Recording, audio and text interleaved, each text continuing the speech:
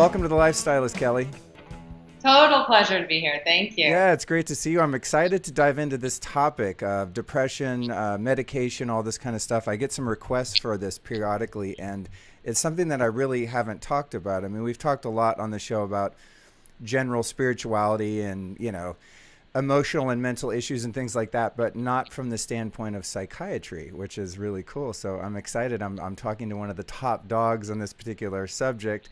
And Or at least one of the biggest mouths, maybe. yeah, well, I mean, and I also have a little bit of a personal history in this area from the patient perspective. So I'll probably touch on that a little bit too, because I got side railed by some medication for about a year early on back in the day. So I want to touch on that.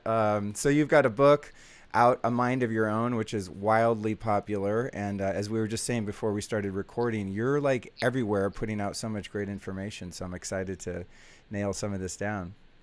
Cool. Okay, so starting out, let's just dive right in. In your opinion, is depression actually a disease? Is it a real thing? Like actually depression, not other mental, psychosis issues, but the idea that we have of clinical depression currently. Well, I'll level up and actually include every single mental illness diagnosis in this conversation we're about to have, and acknowledge that I was trained to believe what I would wager 85% of the world has been indoctrinated to accept, which is that mental illnesses like diagnosable depression, or as it's called, major depressive disorder, is actually a biological phenomenon. So it is a disease in the ways we think about diseases. So we think about diseases as being probably something you inherit, your aunt killed herself, your uncle's schizophrenic, like your mom was in bed for 4 years of your adolescence, that kind of a thing. And then at a certain point, unpredictable point in life, it just strikes. And then once it does, the imbalance is identified and diagnosed. And then you really have no choice but to take medication probably for the rest of your life, because since it's so built into you, and it really has also at the same time nothing to do with you, your life circumstances, your, daily habits, your relationships, the greater context of your being, then all you can do is manage the chemical problem, right? So that's what I was trained to believe. I was really into that concept. I got really into studying how psychiatric medications work, or at least the stories that were told about that. And I was, in the early days of my practice, almost like a cowgirl, like a cowboy, throwing 4 or 5 meds at a given patient, and just sort of like it was like an artistic expression. It's like a really that's how it works, because we don't have any tests, right? You don't go to an internist or a psychiatrist and get tested for a diagnosis of mental illness. You just have a conversation, and it's almost, unfortunately, at the level of like a Cosmo magazine quiz, and you can be labeled for life, literally. So I have come to the conclusion after, nearly a decade of taking a very deep dive on this subject, that all of these terms, these mental illness diagnoses, are just descriptive phrases. They're just symptoms. And so it's, depression is a symptom the way a fever is a symptom. Knowing you have a fever doesn't tell you why you have a fever, nor does it really tell you what, if anything, you should do about it, right? It's this totally nonspecific expression of some effort your body is making to respond to a perceived stressor. And that's it. That's the beginning and end of it. And then how it is personalized to you is really where the journey comes in. Well, I think what's really interesting about you as a thought leader in this area is that you're not some new age kook like living in a tent in Sedona. You're actually a psychiatrist. You're highly educated. You know what I mean? Because a lot of people, I feel, I'd have a hard time maybe trusting someone's opinion that's so against the norm. You know what I mean? Because what you're saying on many levels too, that the establishment is pretty radical, but Yeah. you actually know your shit and you're educated. So I love your perspective on this, because I everything I've ever read of yours or anything you've put out, I've listened to tons of your podcasts, you as a guest, and I agree subjectively with everything you say. but I come from more of the woo woo side and just, the spiritual side, not the medical. So I really appreciate your point of view. And you're so right about the diagnostic process. I remember, this is going back probably 18 years. I had just gotten sober. I was on a number of different really hard illicit drugs, and I went to treatment and all of that. I was a full-blown alcoholic. And then maybe like a year into my early sobriety, I was still just a total basket case. And I was really perplexed as to why, I'm supposed to be happy now. Like, Yeah, I stopped being a bad boy. I sobered up. I'm doing yoga. I meditate. What's the problem? And I literally was suicidal. yeah, And so I went to a, really highfalutin psychiatrist in Century City. It was $350 for 45 minutes. And I walk in and I remember the sort of intake that I did with him. He's like, well, do you ever have a hard time concentrating? I'm like, yes. He goes, do you ever, feel bad about yourself? Yes. Does your mind just like go and go and go and you can't stop thinking? I'm like, yes. He basically described like just common, common manifestation of living in our society and not having a really spiritually rooted life, and also eating a totally inflammatory diet. yeah. And so he's like, oh yeah, perfect. You have depression. And then he got me on something called Effexor. I don't know Yeah. if you're familiar with that medication. Yeah, it's very funny. And it was the weirdest experience because I remember he warned me. He said, well, there's a couple of things that are going to happen. A, all of the symptoms that you're describing, which are just like called human life, to me, are going to go away. But I want to warn you, your sex drive is going to tank. And I'm like 26 years old at the time, and I was terrified of that. But what's weird for me is it had the opposite effect. Like, my sex drive went crazy, and I also got totally addicted to that stuff. If I started to like come off the Effexor, I just started going mad. And he would like leave me little samples at the, like the front, not the front desk even, like almost in the bushes in front of this medical building. And it was like, I was like, this feels like when I was on drugs, like paging the dope man to go get, my stash from him. And it was like, it was so scary because I really felt like I was an addict again, and then to wean off was such a weird process. So from that experience, I was like, wow. And I've been hesitant to recommend people that, are in recovery and stuff like, hey, get off meds. Like, I never tell anyone that, but my own experience was like, oh my God, it made everyththere worse except my sex life. It was great for that. Well, probably because you were, what we call like disinhibited.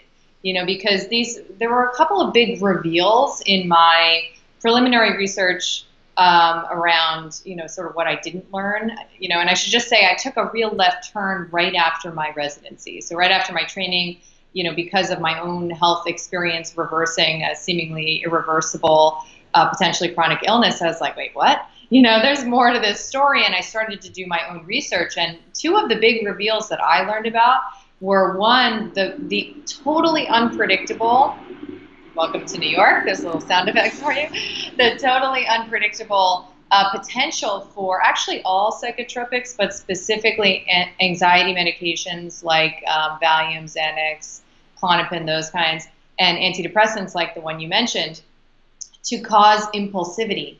Right, so the impulsivity can look all sorts of ways. It can look like what we would describe as hypomania or mania, or it can look like violence, like suicide and homicide, and not to get too inflammatory too quick into the show, but, there are people who have devoted their entire lives to cataloging media-making events of mass violence, including school shootings and infanticide, and, the German Wings pilot, taking a plane down, and have documented without exception that each of these individuals was either recently started on a medication or recently and abruptly taken off. So that could have been, a small part of it.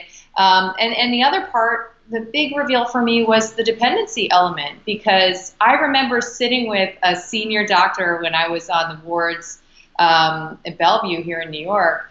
And I remember a patient saying, well, I'm worried about getting hooked on this antidepressant. Like, should I be worried about this?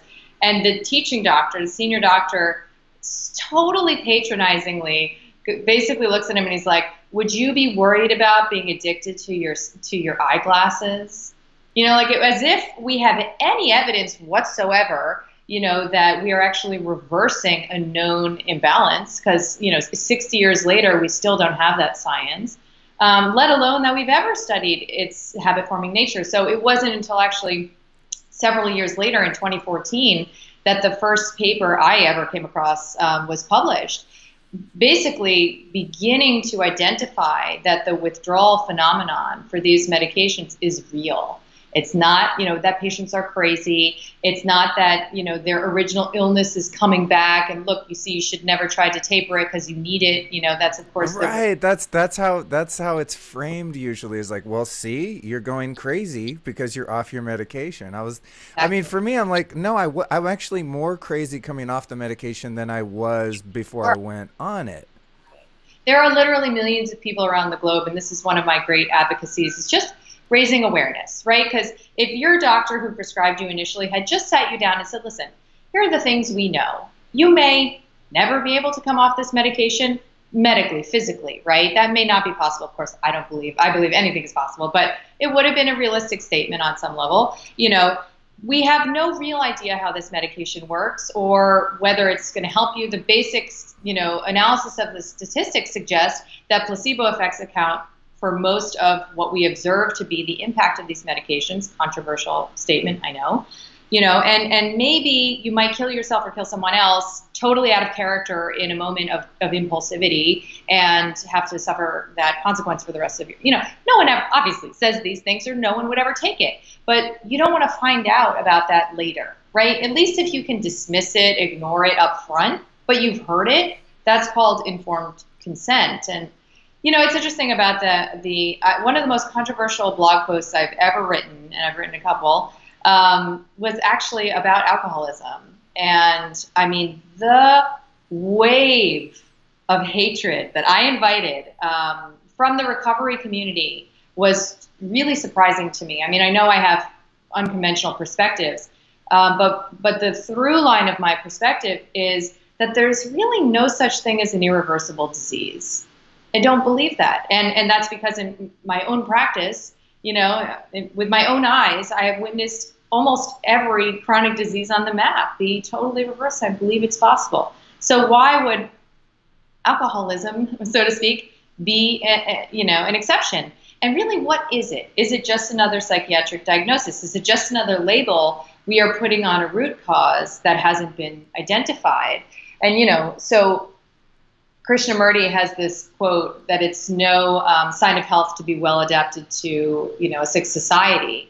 And that's exactly what the realm of psychiatry is expecting of us. We are expected to be totally cool with what the hell is going on in life today, on this planet today, in the way that we live, totally out of sync with all of our natural biorhythms, the way we eat, the way we move around, the communities that have shriveled to non-existence.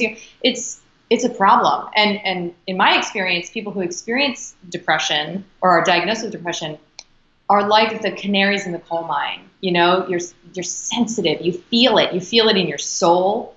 Your soul just says, no, I'm not participating in this, and you feel it in your body, like where you're super sensitive to toxicant exposures, deficiencies in your diet, much more sensitive than others. So you're sensitive on a body, mind, and spirit level. And instead of, exploring that with some degree of curiosity about what it could mean to you to have that kind of sensitivity, how to work with it, how to channel it, how to heal it. Instead, it's just a lifetime label that's slapped on you, and then the chemical straitjacket is put on. And if you can't see it from that perspective, it probably means that there is something that you're getting out of being sick, and I know that's like potentially a harsh thing to hear, but we do get something out of being sick. We get something out of having a label. We get something out of being a victim.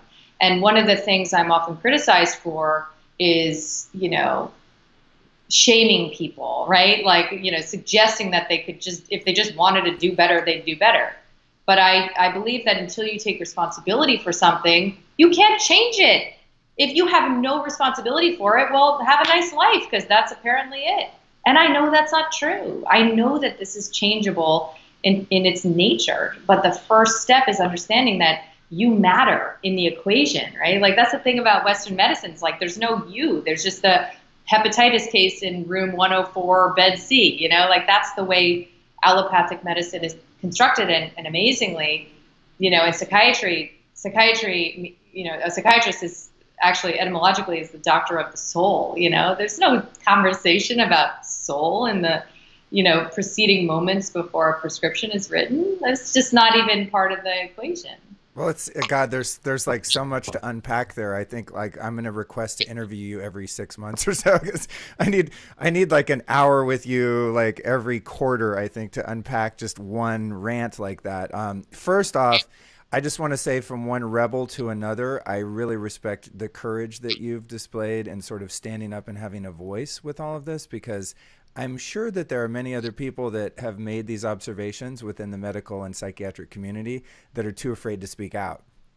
And it's a pretty ballsy thing that you're doing, especially considering the immense power of the pharmaceutical industry and the whole like dark Illuminati situation going on there. So first off, kudos to having the courage to have your own voice and not being politically correct, which I really respect.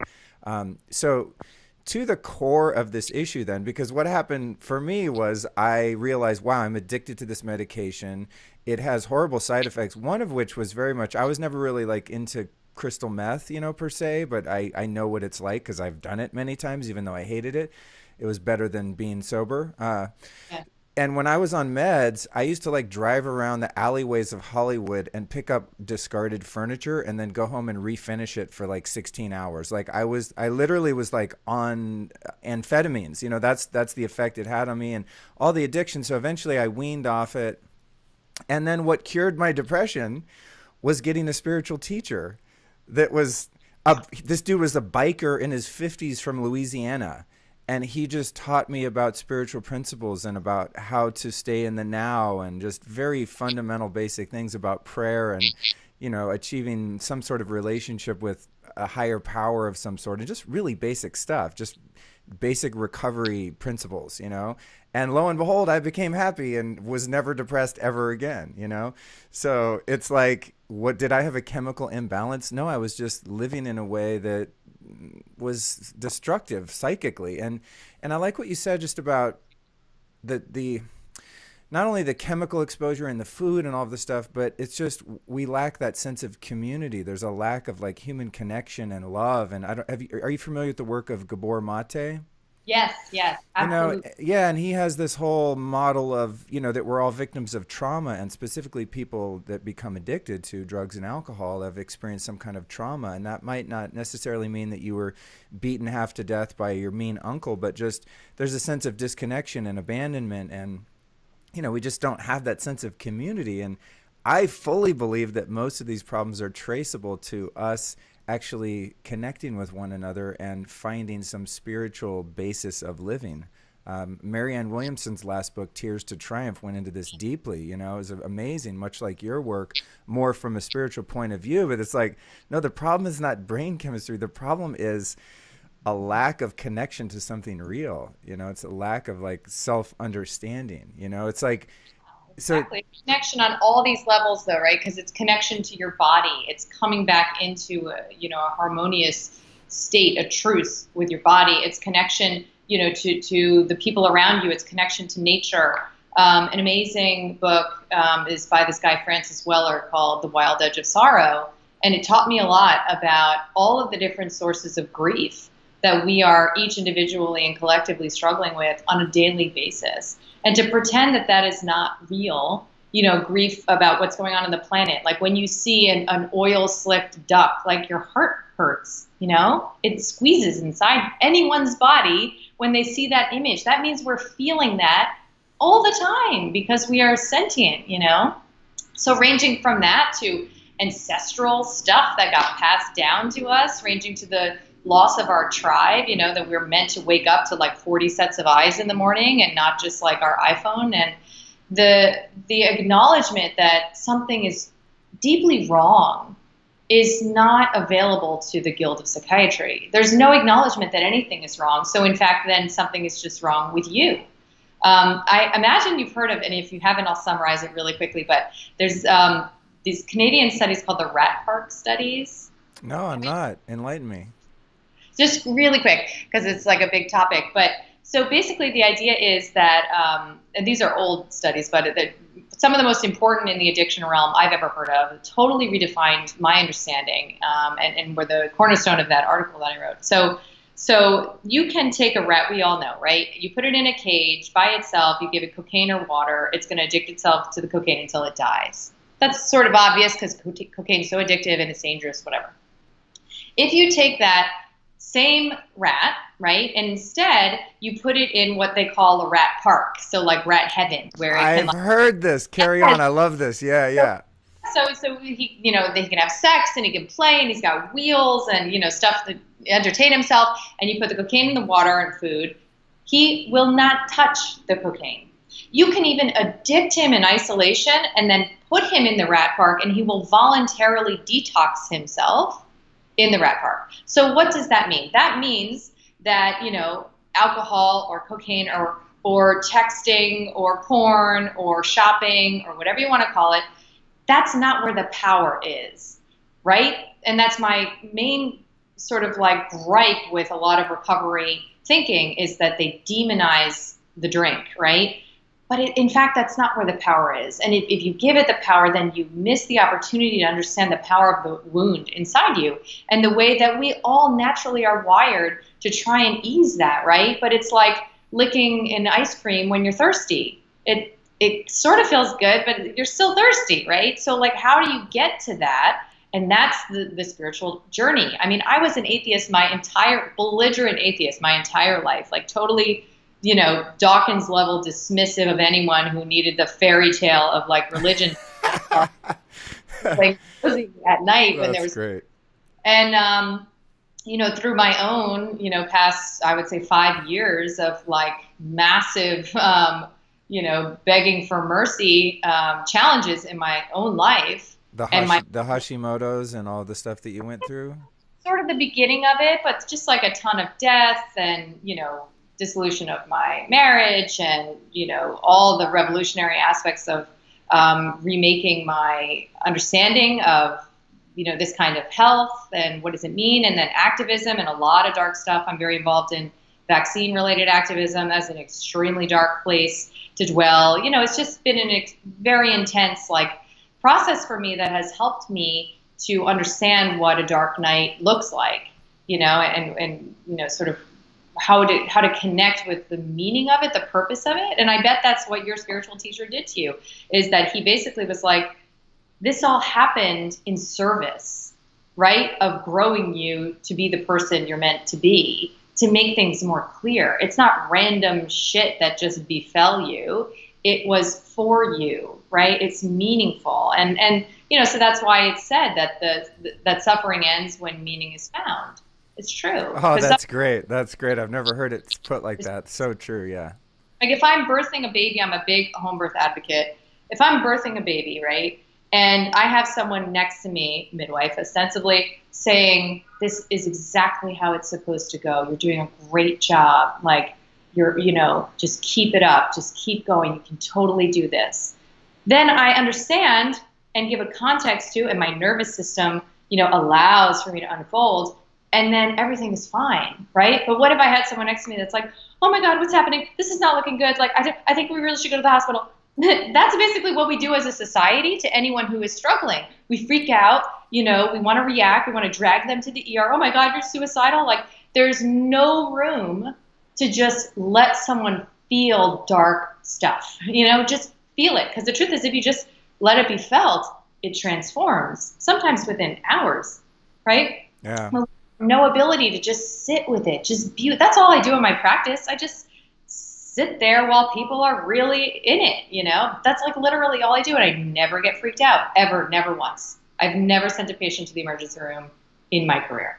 So, and probably I would say 30% of my practice is suicidal actively at any given time, largely because they're in the process of coming off of medication, and it has that effect, as you may be able to relate to. So that's a big part of what we all have to begin to develop consciousness about, is that like Marianne's work suggests, that suffering and struggle is part of the deal, it's part of the human deal.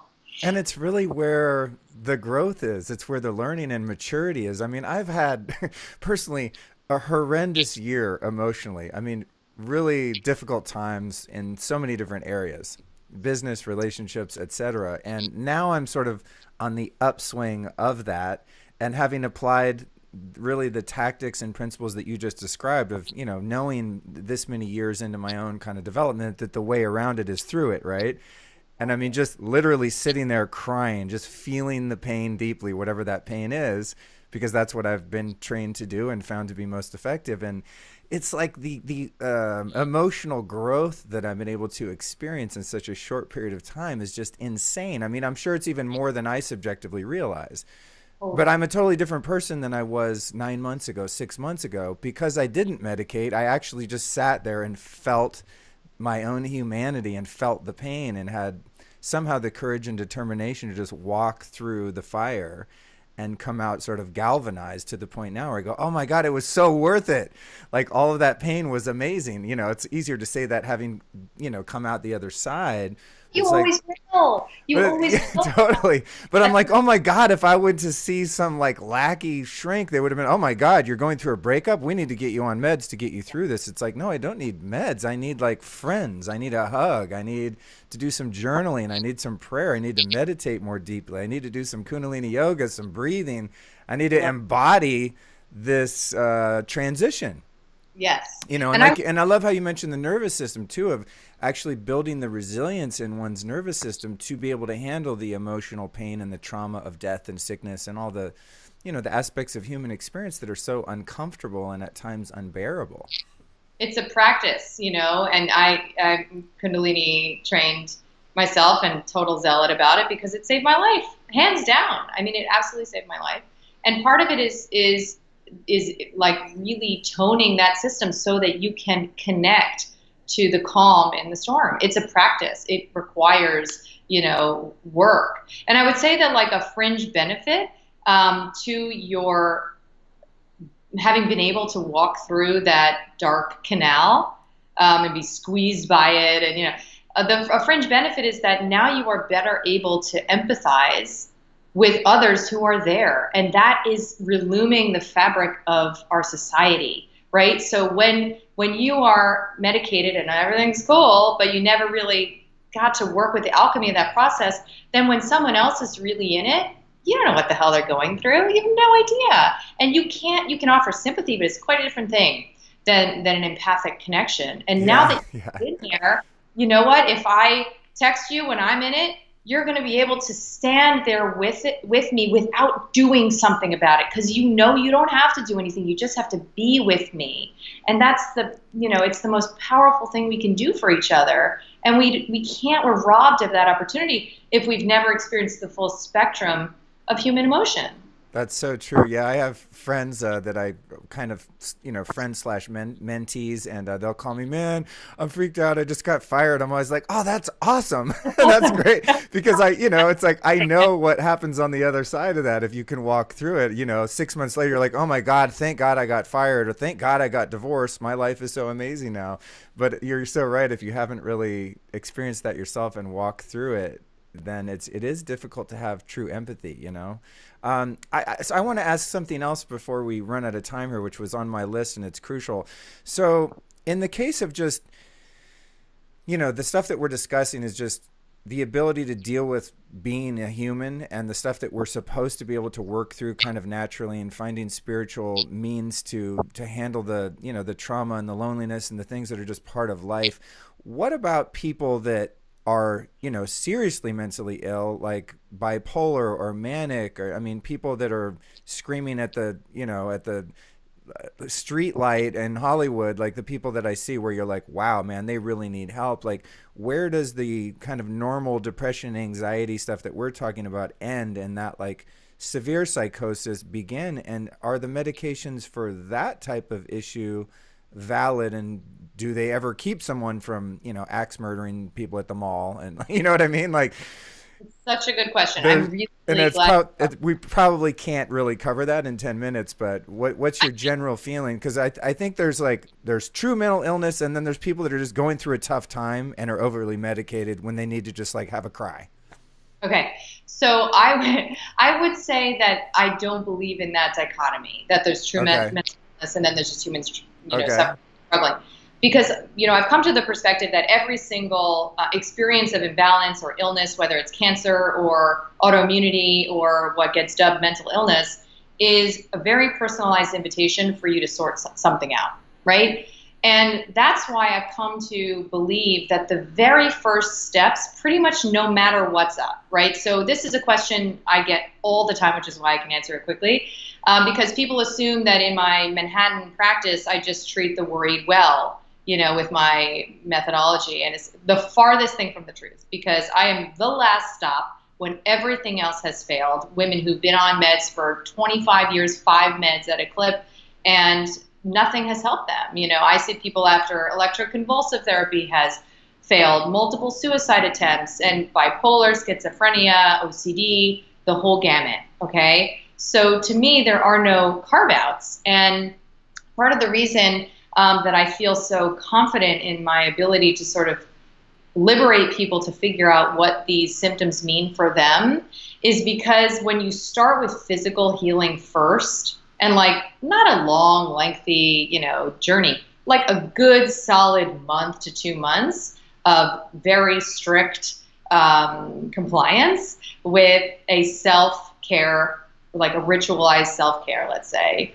that involves, and the diet conversation gets a little intense, but that involves a specific diet, that involves detox. So in my practice, I use coffee enemas that I learned from my mentor, and other modalities, basic stuff, skin brushing, etc. That involves daily meditation. It could be prayer. It could be, thinking about a leprechaun. I don't care, but it needs to be every single day. And I have people start with 3 minutes. So that's these things are non-optional. And what's really amazing is that the sicker someone is, the more they're able to do it. Because you would think, oh my God, if someone's got a knife to their throat, how they're going to do that? Come on. That's like what you do when you're on a spa vacation. It's so not true. The sicker someone is, and I've started to video document, all of these cases because I wouldn't believe it, if I heard it.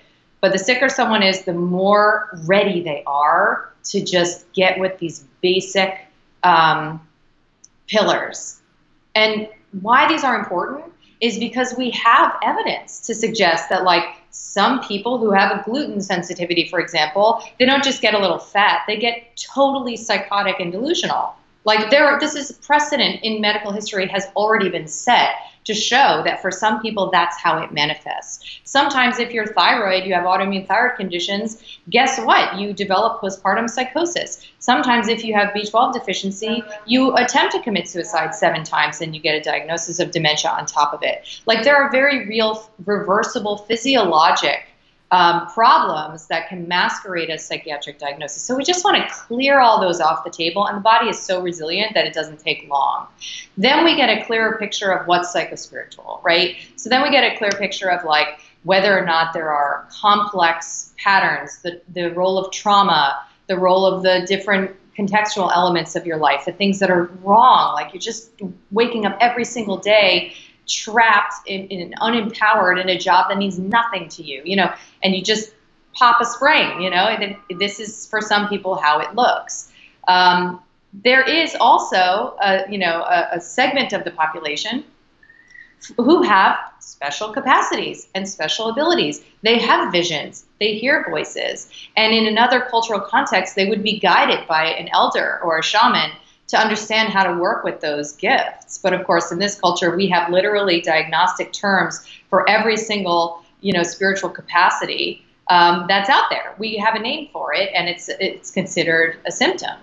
So, that's, I would say, a small component, but it's a relevant component. And there are movements online, like a website, Bipolar or Waking Up, that speak to this possibility that, in fact, you just need help managing that energy. So you need to work with a shaman, you need to work with a spiritual guide. And so the array of different primary drivers gets simplified when you start in this stepwise fashion. And, the more delusional or psychotic someone is, the more we need the help of other family members or friends. And sometimes that can be a challenge. The hardest patients I have in my practice fit that description and have no one in their life.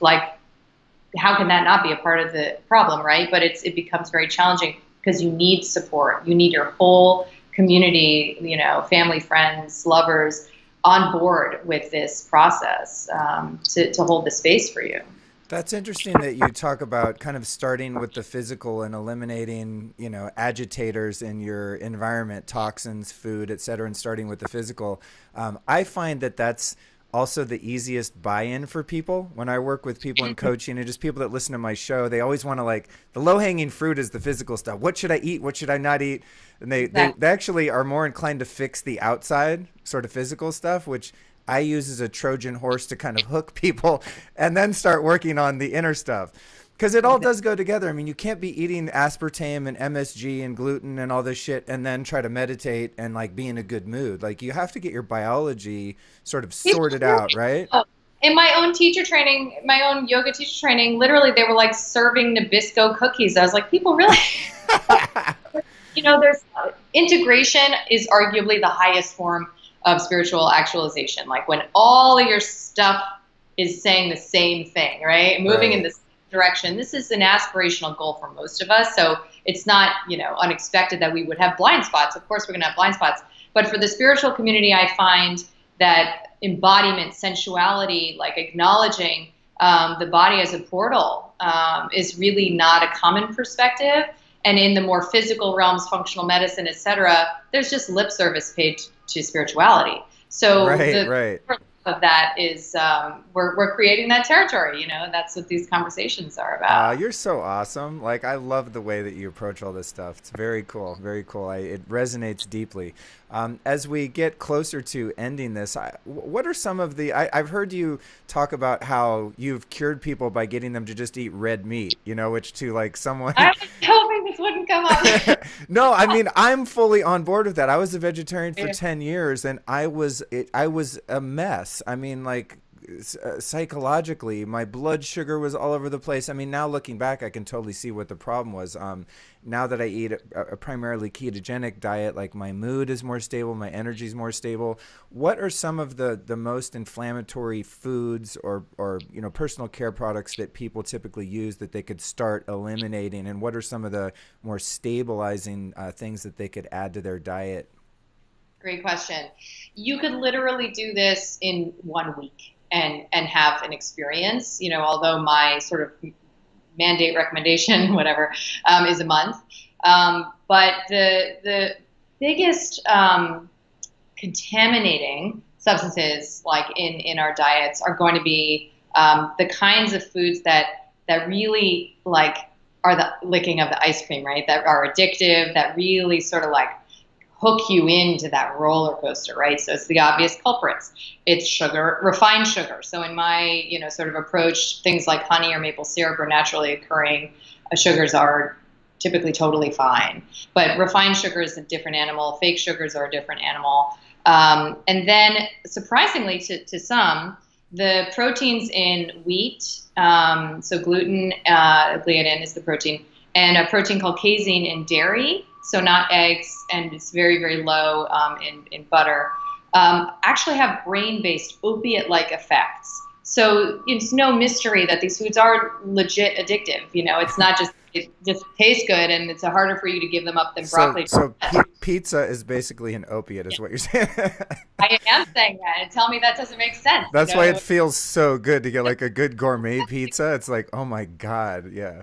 Exactly. So, so sugar, gluten, dairy, and then GMOs, soy and corn are really pretty problematic. Of course, pesticides in general can be, but if I were to pick, 4 things, it would be that. Then comes the liquid stuff, so what is your relationship to coffee? What is your relationship to alcohol? What is it like to just drink water for a week of your life? And coffee can be a very, very big issue, not for everyone, but if you have anxiety or sleep issues, it's a no-brainer. And trust me, you're going to feel so much better. I used to drink 6 cups of coffee a day when I was in training, every single day. Wow. And I was tired all the damn time, and since giving it up now, it's 9 years ago, I mean, I have a surplus of energy. It's problematic. And so sometimes I say, well, why don't, if you like the feeling of it, then go ahead and switch to something like matcha, or yerba mate that have similar compounds but a much cleaner, sort of a kick. If you like the taste of it, there's like, dandelion root, tea chino kind of a thing. I mean, I haven't had coffee in a while, so maybe I don't know, but it seems to taste a lot like coffee. It reminds me. Yeah, dandy blend. You can make dandy blend or like medicinal mushroom blends that have that nice bitter sort of coffee-like taste without the caffeine. Totally. And if you just like the ritual of having something, you can, I think one of the most powerful things you can have is like called golden milk. So it's like a turmeric based like latte. It's totally delicious. So I would say those are the things to consider playing around with, and maybe you just choose one, but I go for gold. I like it. I'm an all in kind of a gal. So in my approach, it's like the whole thing for 1 month, no cheating, not once. I don't care if you're going to a wedding and you're starving and there's nothing to eat but wedding cake, nothing. Then you start over. Is your Vital Mind Reset, the program you have on your site, is that essentially what that consists of? Is a month-long protocol? Yeah. So after I started to have these outcomes taking people off of meds, which is really the Wild West, we're not trained to do it. There aren't many clinicians in the world who do it. My wait list grew to like literally over 2 years. This is totally absurd. This is not rocket science what I'm doing in here. And so we put the book out, but even before I put the book out, which has the whole protocol in it, I started working on a course to operationalize this so that you don't need me. I do not believe a doctor is necessary. It's a distraction in some ways. It's a dependent relationship, and you can absolutely, now I know because I have literally hundreds of testimonials telling me that people I've never met in my life like did this all by themselves. And so so Vital Mind Reset is the program. It took me 4 years to create, and it's basically like everything I know in all of the bonuses and all the modules, like exactly what I do with my patients, but actually more because there's a community. So it's interesting because the outcomes we get through Vital Mind Reset that we track are actually quicker and more seemingly miraculous. Like reversal of chronic treatment-resistant schizophrenia. I've never seen that in the medical literature. It's something I'm actually writing up now. I've certainly not had something that dramatic in my own practice. So how do I explain it? And a big part of it, I think, is the community, because I don't have a community for my patients. They don't have a Facebook group or a group meetup or anything like that. So I do think that's a key ingredient for the reasons we've been talking about. And so then the things I would say are pretty critical to add in are where I can get a lot of resistance, and I get it because I was an ethical vegetarian myself before I went on my own healing journey. And it's that I found personally and then anecdotally in my practice that red meat specifically seemed totally necessary to get the kinds of outcomes that I'm looking for, which is complete and total reversal of a diagnosis and cessation of medication use. And I was like, this is how I thought meat was bad for you. I thought it was full of dioxins and all these chemicals on our planet and whatever. And then, as the universe would have it, I began working with my mentor, Dr. Nicholas Gonzalez, who, in brief, I believe to be the most important figure in modern medicine, who's tragically is one of the great tragedies of my past couple of years, passed in 2015. And basically, he helped me understand that the people that I work with are of a certain kind of nervous system dominance called parasympathetic dominance. So these are like creatives, right? These are the canaries I was talking about. And they will never get better from things like, hypothyroidism, overweight, allergies, asthma, and depression, ADHD, multiple chemical sensitivity. They won't get better without red meat. And then the people on the other end, people with breast cancer and colon cancer and heart disease and diabetes, those are sympathetic dominants, and they should not be eating red meat. So isn't that interesting that it's not a one-size-fits-all, but that there is a collective grouping? And what I really try and encourage is after this template that you begin to listen to what the hell you want to eat, because you're the only one. There are expensive tests on the market, allergy testing. I don't subscribe to any of it because you will know. Do you feel like eating red meat twice a day? Do that, right? Of course, make sure that it is sourced ethically for just about a million reasons, and do that. If you feel disgusted by the notion, not because you've been brainwashed into thinking it's bad or evil or whatever, but your body just says no, listen to that. But do that exploration after a month of just clearing the slate so you can feel and hear and listen for those signals. That makes perfect common sense. And thank you for that. I fully am on board with all of that. As we come to a close here, what's the deal with your online workshop, the Calm Body, Clear Mind, and how does that differ? Because I know you have a big launch coming up, and I'm sort of excited to check that out myself. Cool. So I have a big mouth, but I really don't like camera and photos and media and all this stuff. So I've been like generally pretty avoidant of doing like excessive online videos and stuff when I don't have to. And so I decided to try something new that I've been like, resistant to trying, move into my discomfort. And I, professionally filmed a workshop, which I've never done before. And it's a 4-part workshop, and it's basically like super usable tools. So like, how do you get off coffee? Part of this conversation, it's focused on brain fog. The first one is, the second one is on anxiety. The third is on mindset, and the fourth is on what exactly do I do with patients.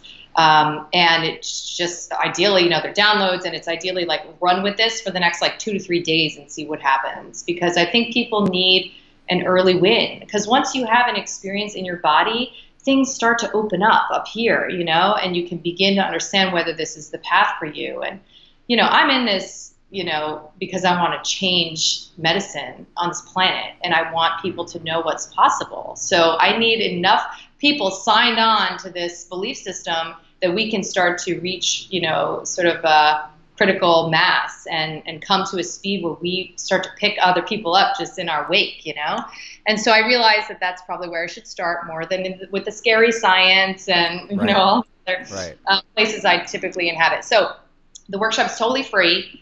And, ideally it's like a lot of usable information. And then if it feels right, it sounds right, then you can join us. We have the biggest group that we're ever taking through Vital Mind Reset starting October 1st.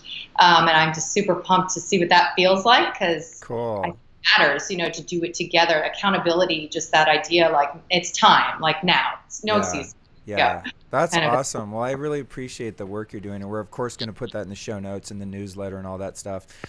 In closing here, you've taught me so much today. As I said, I could go on with you forever, but I know you've got to go.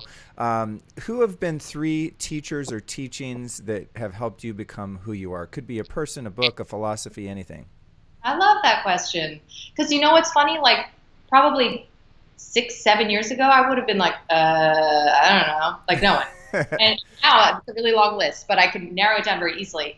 My mentor I mentioned, Dr. Nicholas Gonzalez. There's tons of YouTube videos, that he's done. He was just like Jesus to me, really, like truly, like a divine figure in my life, and like a soul mate that has, through my grief, actually taught me a tremendous amount of resilience, but also taught me that there are no carve-outs for healing. He healed metastatic hospice-bound cancers totally naturally, and the people go on to survive 10, 20, 30, 40 years, under his care.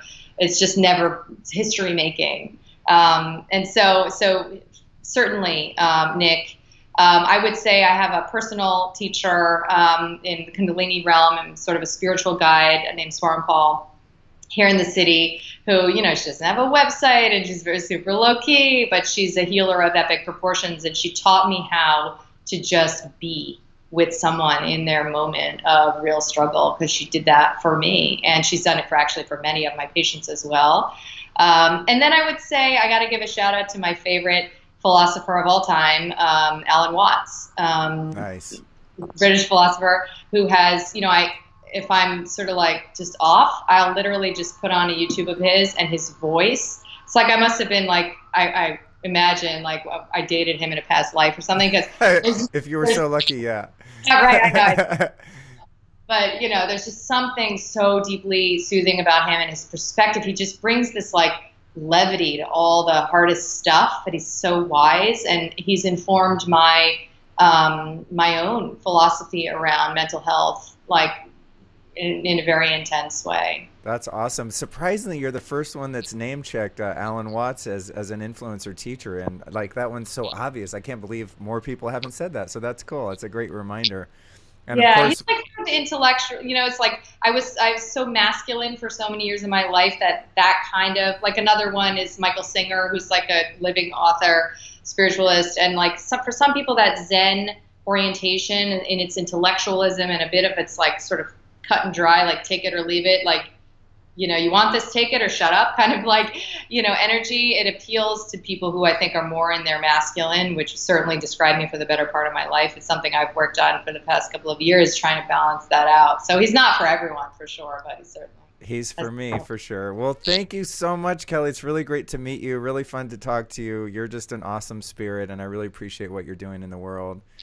And awesome. I want to thank you so much for taking the time to come on the show. I think our listeners are really going to benefit from your visit. Total pleasure. And, as you noticed and noted, for me to speak to like mind is actually a rare opportunity. So this has been totally delightful. Thank you. Awesome. Thank you so much. And we'll do whatever we can to support your upcoming launch. I'll put some stuff in the intro and show notes to make sure that people are aware of what you're doing and can get over there and check it out. Cool. All right. Take care. Have a great day.